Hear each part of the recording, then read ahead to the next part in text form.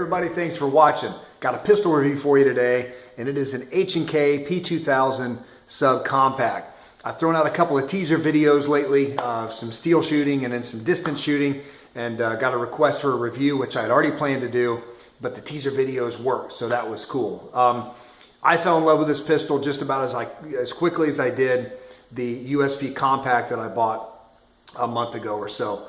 There's something about an H&K, and I became an H&K fanboy quickly and went out and grabbed one of these when I found it online. I looked at my local gun stores, looked at my fairly local gun stores. They could come nowhere close to the price that I picked this up for on cdnnsports.com. They had this for $549, $20 shipping, so $569, but they also included a Galco leather OWB holster with it, which I probably won't use, but it's an easy $25 sale on eBay. So that kind of covers shipping, putting the price right back to that $545 to $550 mark, which is a great price for this pistol. It did come with 2 magazines. It does come also with an interchangeable back strap, which I tried on and I didn't like it. And if you notice, that one is just enough to fill the palm. The other one's larger, kind of sticks out, a little more of a palm swell. Now, somebody with really massive hands might appreciate that. I personally didn't really care for it. It just didn't feel good to me. So as you can see, the hammer's back, obviously in single action. The biggest complaint people have with H&K triggers is the take-up before the break in single action. Now, I will say that the USP compact has a better overall trigger than this, but it also has a lot more rounds through it. So far, I don't know if that's inherent with the USPs versus the P2000, but I like this trigger also, and again, I felt like I shot it just fine. So the take up generally in a trigger, if it's going to be take up and in a hard wall, I get it. This I don't mind because there's take up and then it just breaks nice and smooth, and it's really not an issue to shoot it well. So next we'll take a look at the double action trigger, which they say the weight is somewhere around 10 to 12 pounds. I think they're pretty smooth, so I have no issues with that either. You have just a little take up there before the trigger starts to go, and then we have just a nice smooth rolling break. And I've always been a fan, even of my striker fired triggers, when I modified my Glock trigger and I polished it and did a trigger job. I like a rolling break. I do not like a hard trigger wall. Because I feel like that really causes you to yank the target or the sights off target when you're trying to shoot.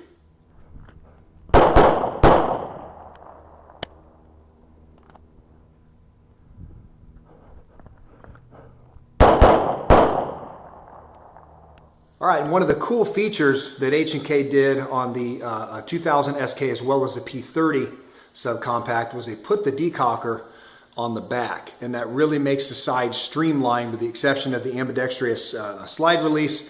Really streamlined the side. It took the decock lever out like they have on the USP series, which is excellent, you know, for concealed carry. So the nice thing is it's very intuitive. It's just right here by the trigger or the hammer, and you just click it. It just lends itself to concealed carry. Another feature on the SK is it does have a rail. It does have the 1 slot. I personally wouldn't be putting a light on a gun of this size. It's just too small for me to do that. We'll leave that up to the bigger guns, especially to carry them that way. I want this thing to be as small and concealable as possible. And that just leads me to my next point.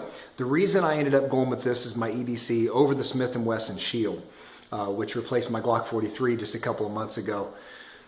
I liked the blend of a small gun, but a little bit thicker, which feels like it fills your hand a little more. You just feel like you have a little better control over a little bit thicker gun than you do a single stack, and I like that feeling.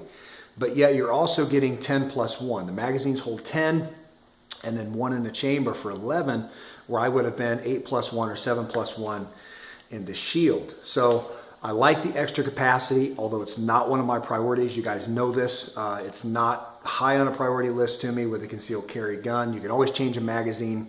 But generally gunfights are over much quicker than you would ever have to change a mag for a civilian. Another feature on the SK is going to be the grip stipple. Now on the side of the gun, they did a really, really nice job with just some nubs basically, and they give you just a little bit of purchase with the gun, but that's not really what's important. Some people stipple the heck out of the sides of these things, including manufacturer, and it just tears your shirt up and it tears your skin up, to be honest. So what they did is on the front and back is where the main stippling is, which is rough. It's aggressive, but it's not ridiculously rough and aggressive. They also have it up on the front where the fingers go, right there. So you guys saw a video probably where I'll talk about the mag release. I put the extended magazine release on my USP compact. The way I hold a gun with this index finger wrapping around, it ended up putting itself right above, right on top of that mag release. So when I had any kind of recoil or movement, it was hitting the mag release and it was popping the mag.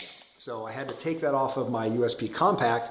I put it on this though, that's the extended mag release, and it works flawlessly, and that's through 430 rounds now. So my carry gun's got the extended, the USP compact, which I'll carry also. It just says that my main carry gun has the standard mag release, which I have gotten used to the point now where I pick guns up and I start reaching here for a mag release before I have to go back to the thumb on those. So the grip was interesting to me. When I first looked at this pistol along with the P2000sk, the P2000sk felt really chunky, and I didn't like the finger grooves. Now this one I know has a little groove right here, but it's generally pretty flat on the front of the grip there.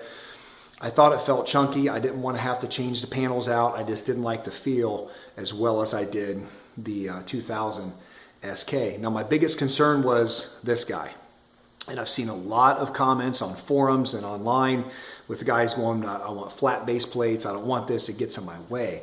Well, it just so happens that I have really big palms, but I don't have very long or chunky fingers. So this grip, when I brought it home, I put it in the holster, I loaded it up, and my first rounds out of the holster, I was curious to know how this is going to work. Is that going to be in no man's land? Is my pinky going to hang down here? Is it going to bump right on top of it? And what happened instead was when I went for it out of the holster, intuitively I took that nice high grip, and that actually wedges my fingers nice and high up into the trigger guard, which is obviously a very good thing for control. And if you notice, it is a flexible little guy, so it moves. So you can get the hand on it, and as you push it down, it flexes just enough to let your hand get in there, and it pushes it still up against the trigger guard.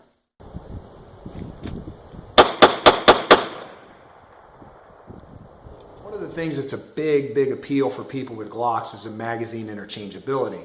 H&K has the very same thing as with other companies as well. So if we take a look at the stock mag, we've got a 10 rounder, we pop that out, we grab a 13 round USP mag. It fits in a gun. And they do make an X grip to fill this up, and it actually looks really nice. So it gives you a nice full grip if you wanted the 13 round USP mag. Going even further, we can take a VP9 or P30 15 round mag, and that will fit in the P2000sk. Now that obviously gives you a lot of length here, but it's a great option if you want to take it to the range. So magazine interchangeability as well with the HKs.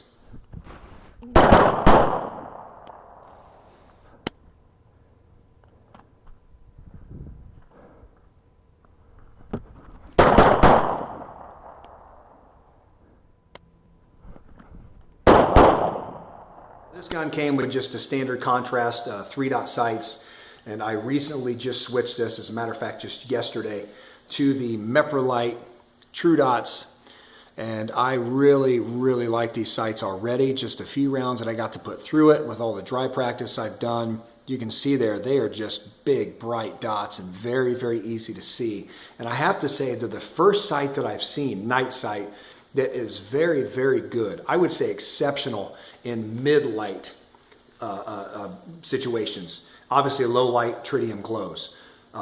Very bright out, they're just 3-dot sights. But these really were amazing to me when I transitioned from a dark room into light or vice versa. These do really well in that mid-light.